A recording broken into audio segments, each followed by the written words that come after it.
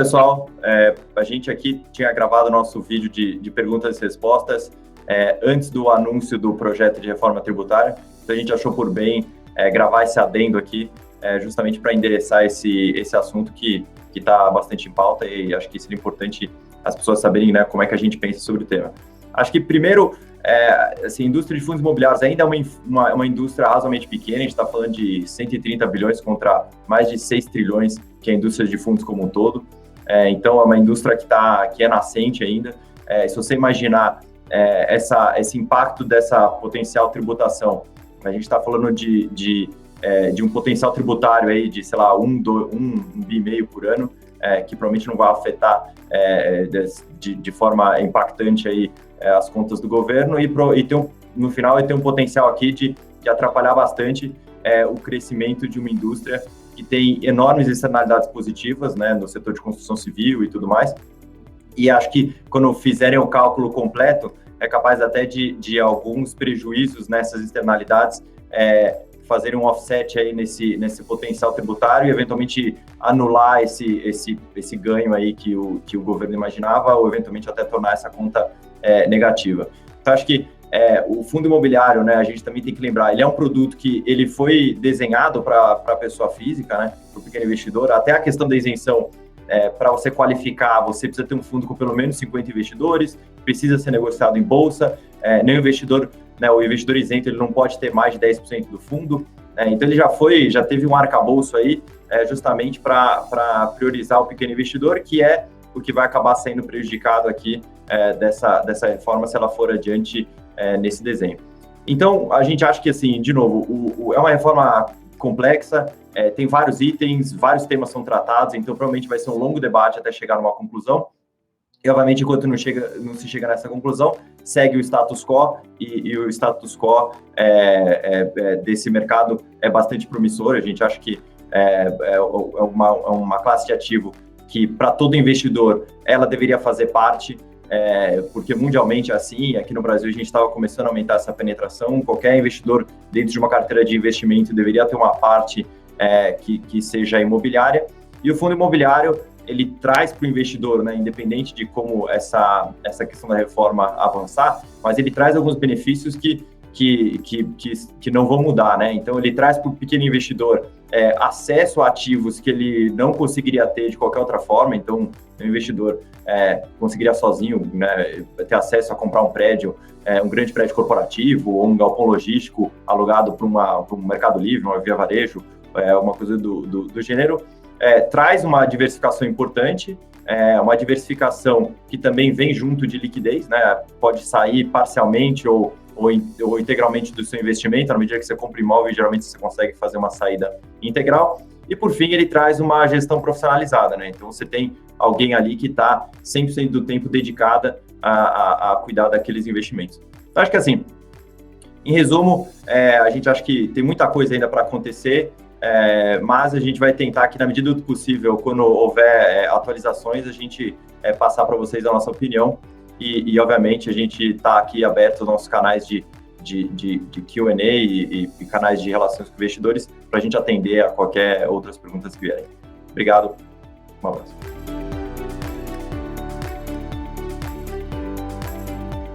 Olá a todos, meu nome é Marcelo Fedak, sou o CEO da Blue Macau. O vídeo de hoje é um vídeo sobre perguntas e respostas que a gente tem recebido nos nossos diversos canais de RI. A gente achou por bem aqui, foi uma ideia que a gente teve após uma discussão interna, gravar um vídeo mensal, no qual a gente passa por essas perguntas e responde aqui as dúvidas que a gente achou mais interessantes e que não foram refletidas em nenhum dos nossos relatórios, de forma que as pessoas possam, de fato, perguntar aqui, eventualmente dúvidas mais específicas e tudo mais, e a gente tem um pouco mais de espaço e de tempo para passar pelas respostas delas. Então, vocês vão ver aqui hoje os gestores dos nossos principais fundos repassando essas perguntas com a Celina, que é a nossa sócia responsável por relações com os investidores, e a ideia é que a gente faça isso todo mês. Então, caso você tenha alguma dúvida que ainda não foi atendida, por favor, entre em contato com a gente, seja pelo nosso site, seja por e-mail, telefone, o que seja, e a gente vai aqui compilar essas perguntas, e ao final de cada mês a gente vai passar por elas. Espero que vocês aproveitem, e até o mês que vem. Olá, pessoal, dando continuidade aqui à gravação do nosso vídeo de resultados mensais. Nessa sessão, vamos falar sobre o BLNR, o Blue Macau Renda Mais FOF. Eu tenho aqui comigo ninguém melhor do que o próprio gestor do fundo, nosso portfólio manager, o Dib, que vai fazer uma pequena introdução do fundo e depois eu vou perguntar para ele as perguntas que vocês me enviaram nos nossos canais de RI. Dib, seja muito bem-vindo. Muito obrigado, Celina. Dib, fala aí um pouco aí do fundo em maio. O que aconteceu? Legal. Em maio, maio foi um mês, em geral, muito difícil para fundos imobiliários. O IFIX ele caiu 1,56%, muito puxado pela expectativa de aumento de juros, que acabou impactando o mercado como um todo. O portfólio do Renda Mais tem um perfil mais defensivo, com menor exposição a risco, ele tem uma performance menos pior do que o mercado, então a gente ainda segue defensivo, olhando o nosso histórico desde o começo do ano, desde o começo do IPO, a gente ainda tem um retorno para o valor patrimonial em volta de 0,63% desde o começo. Em termos de dividendo, a gente distribuiu 65 centavos por cota, que é o nível que a gente espera manter, de acordo com o que a gente tiver mais ganho de capital, a gente deve aumentar isso, mas o portfólio segue forte, a gente está bem tranquilo para passar por essa turbulência, com uma alocação bem relevante em ativos logísticos, que são ativos muito defensivos, uma parte relevante em recebíveis e uma parte de recovery alocado muito em lajes corporativos. Então, a gente está bem tranquilo com o portfólio e acha que há o desconto que no fim de maio estava 9% do preço de tela para o valor patrimonial, ele está bem descontado e está um portfólio interessante. Ou seja, o valor patrimonial está bem defendido, né? Apesar do que vem acontecendo aí no mercado secundário. Então, a primeira pergunta, assim, que é a que mais chega aqui, é justamente sobre isso, que o mercado secundário ele tem descontado muito os valores de alguns FIIs, né?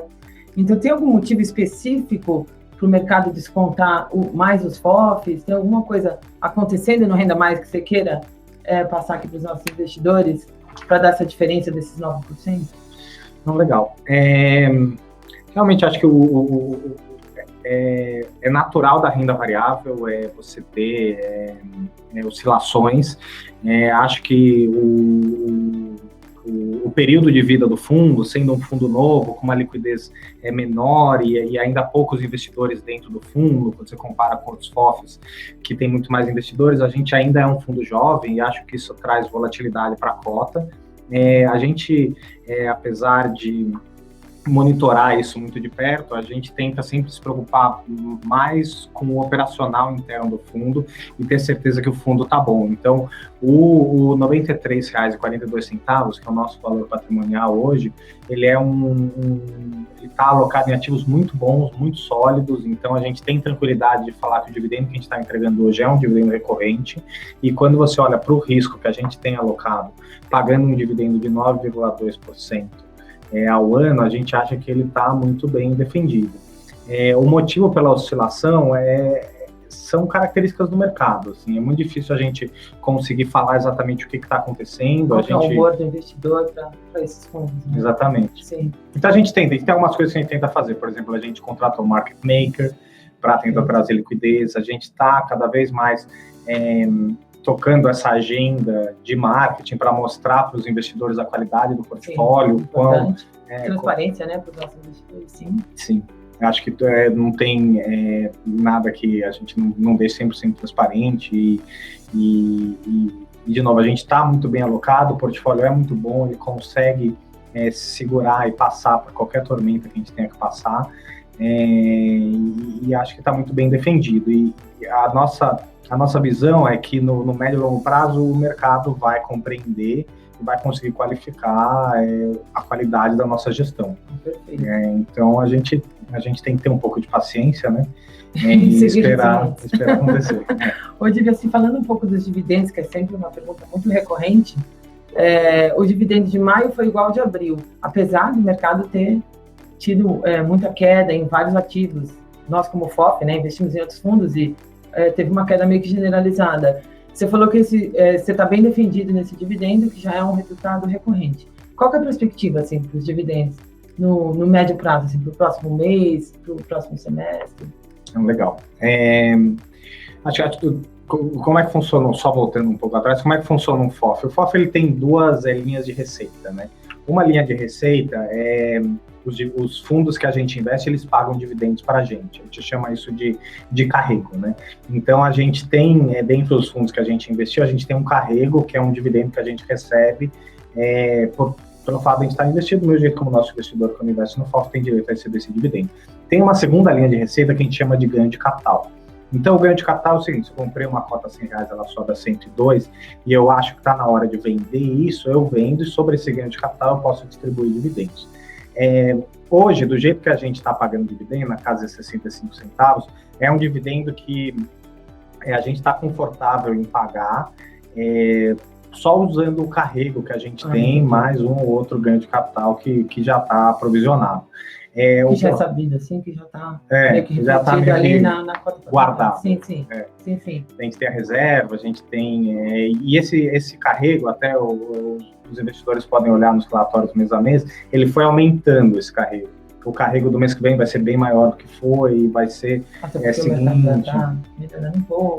E isso porque, como a gente investe em muitos fundos de ofertas primárias, a gente foca em ofertas primárias porque é onde a gente vê mais valor, você tem um tempo de alocação dos recursos dos fundos que a gente investe. Então, agora está começando a entrar full, a partir do mês de junho a gente ainda não vai estar full, a gente espera que em julho esteja full. Então, esse carrego, que é a parte mais segura do nosso retorno, já vai estar rodando perto de 65, é o que a gente espera, e aí a parte de ganho de capital é aonde a gente precisa do mercado voltando para conseguir realizar.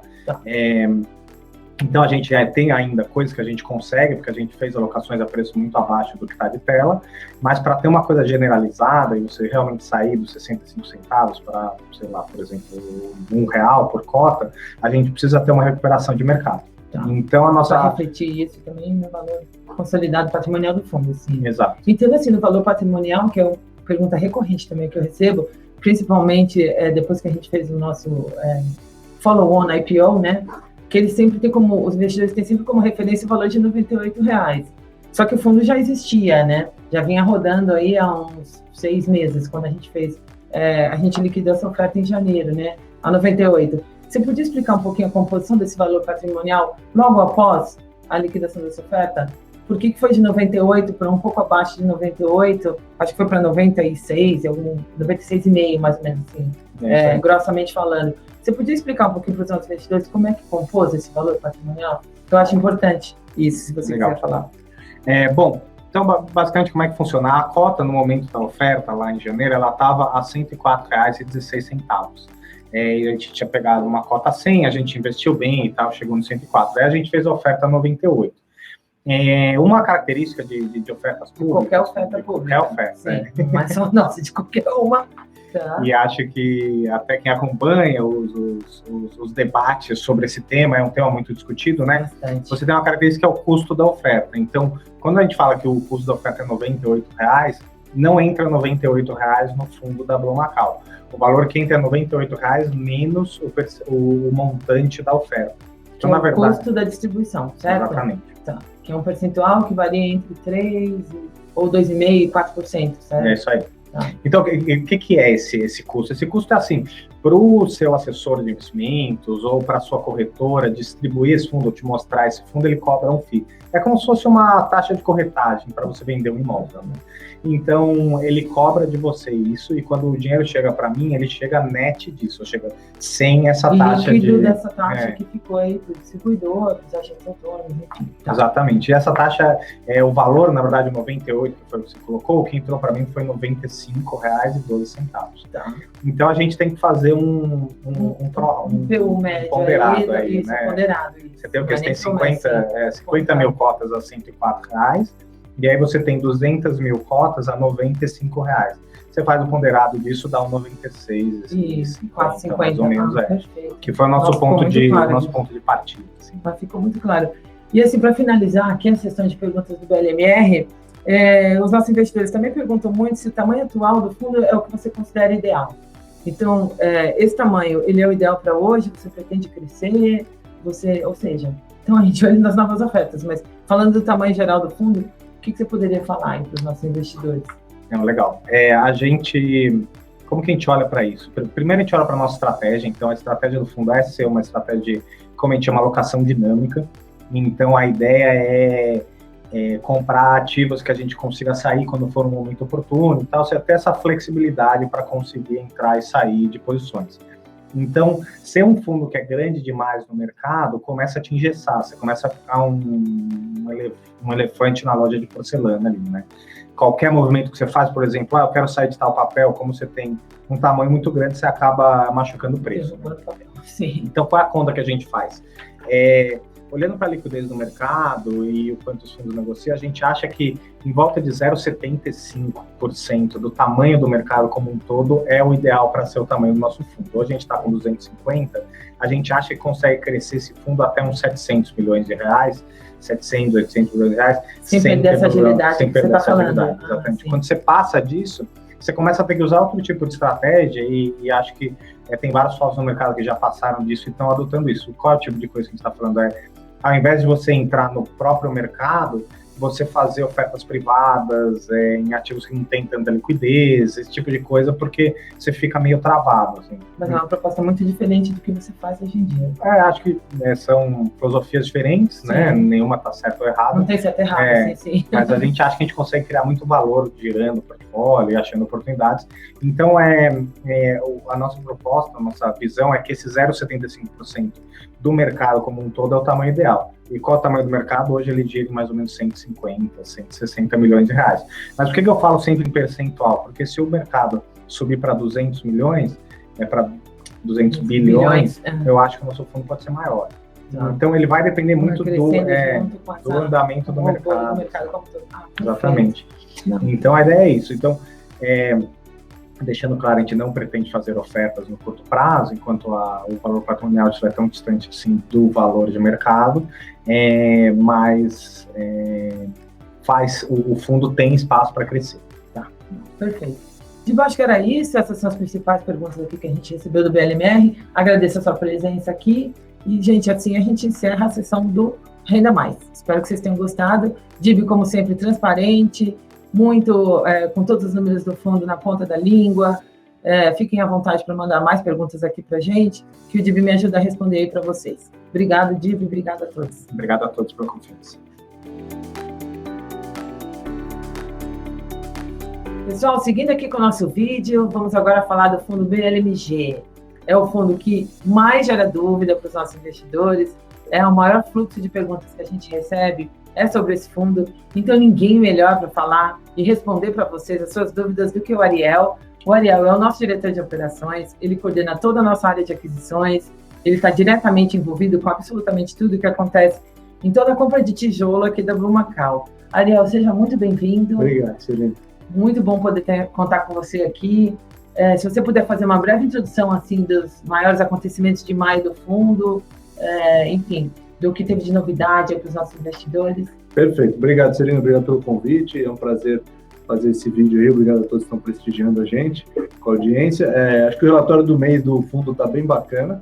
A gente fez um relatório super completo. Foi elogiado. Foi bastante elogiado. A gente tentou fazer um relatório bastante completo, principalmente na questão da alavancagem, abertura de todos os detalhes, cada um dos instrumentos, tal. A gente vai falar um pouco disso nas perguntas e respostas, tal, mas então acho que tá super bacana. O dividendo desse mês foi 1,10 por cota, um dividendo bacana aí para todos. E bom, estamos aqui, vamos direto para as perguntas. Então vamos, Ariel, uma informação do nosso fundo que gerou muita dúvida é o que foi a compra indireta do ativo de São Bernardo do Campo.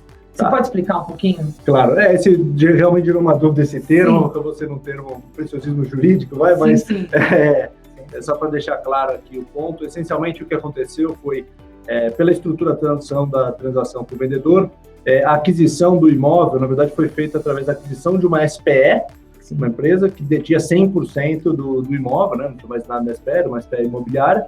Então a gente adquiriu via essa SPE, por isso que chama indireta, né? Porque a aquisição do fundo foi da SPE, aqui embaixo tem o imóvel. Essa SPE está já em processo de extinção. Com extinção, o imóvel sobe direto para o BLMG. Então foi só uma tecnicalidade. Só uma tecnicalidade, uma questão temporal pela estrutura da transação. Sim. Não tem nenhum impacto aqui.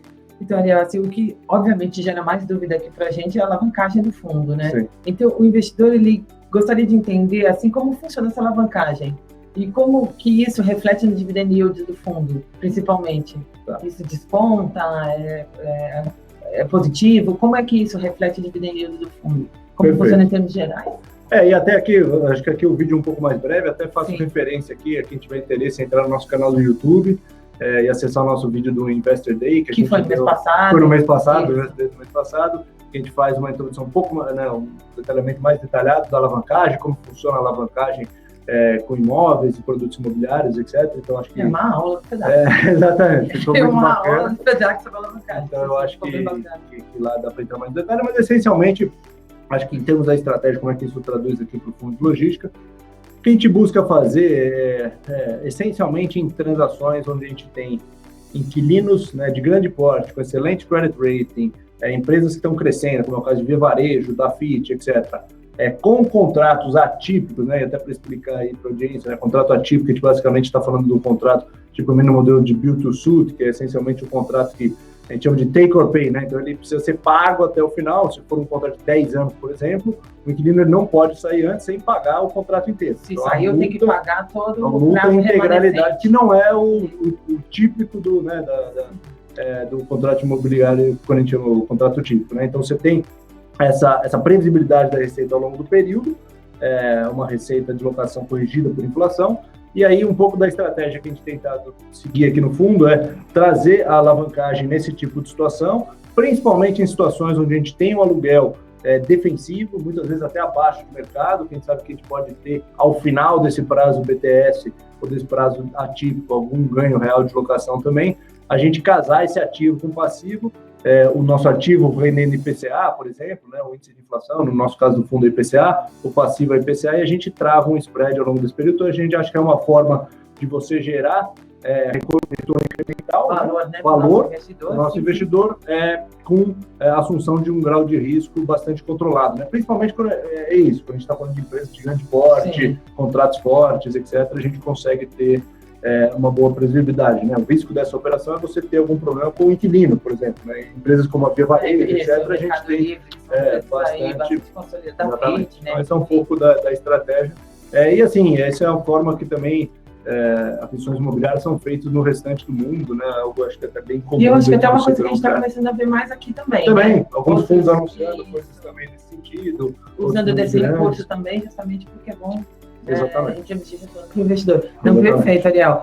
Ariel, você falou um pouco desse dividendo de 1,10, a gente falou sobre isso no nosso relatório, no último, mas eu recebi muita pergunta se vai manter esse dividendo de 1,10, se volta para o 0,73. Se você puder só voltar um pouquinho, você já falou aqui, mas se voltar um pouquinho, só explicar melhor esse 1,10 versus o dividendo projetado aí para o fundo. A gente sabe que o investidor que entra aqui nesse tipo de produto, em fundos imobiliários, ele busca principalmente também uma previsibilidade de renda e receita. Então a gente tenta dar um guidance conservador, né, que a gente tem um nível de segurança alto de atingimento, né? Então realmente esse dividendo de 1,10 teve um componente não recorrente, por essencialmente provisões de custos que a gente imaginava que poderiam existir. No final, quando a gente concluiu todas as transações, esses custos acabaram vindo um pouco mais baixos.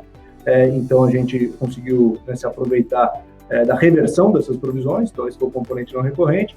De fato, o guidance que a gente tem dado dos nossos fatos relevantes é um dividendo recorrente aí na casa dos 73 centavos por cota. Esse é um número que a gente está bastante... Que é o que a gente vai manter para os próximos bastante meses. Confortável, a nossa ideia mantendo. E, obviamente, né, a gente podendo...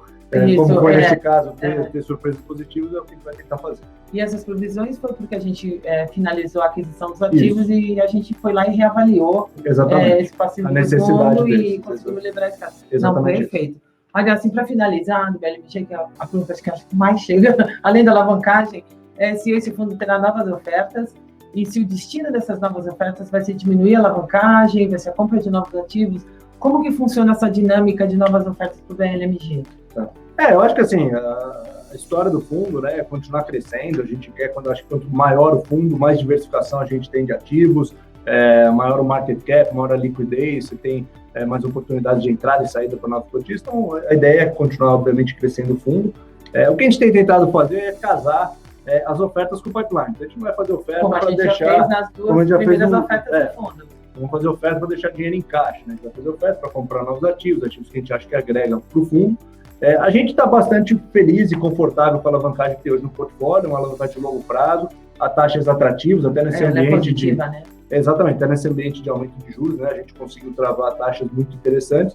Então, a nossa ideia é realmente ir crescendo o lado do ativo, com isso você vai diluindo, obviamente, o LTV. Dividir a alavancagem do portfólio consolidado como um todo. Exatamente. E reduzindo essa alavancagem. Reduzindo essa alavancagem. Essa é um pouco a ideia. A gente, obviamente, tem possibilidade e flexibilidade para fazer pré-pagamento direto de endividamento, pode ser feito, mas a ideia principal é continuar crescendo o lado do ativo do fundo. Não, perfeito. Acho que era isso, aliás, são as perguntas que a gente mais recorrentemente recebeu aqui no nosso canal. Essas foram as informações do BLMG. Espero que vocês tenham gostado. Ariel, muito obrigada. E até o mês que vem. Perfeito. Até o mês que vem, pessoal. Obrigado. Valeu.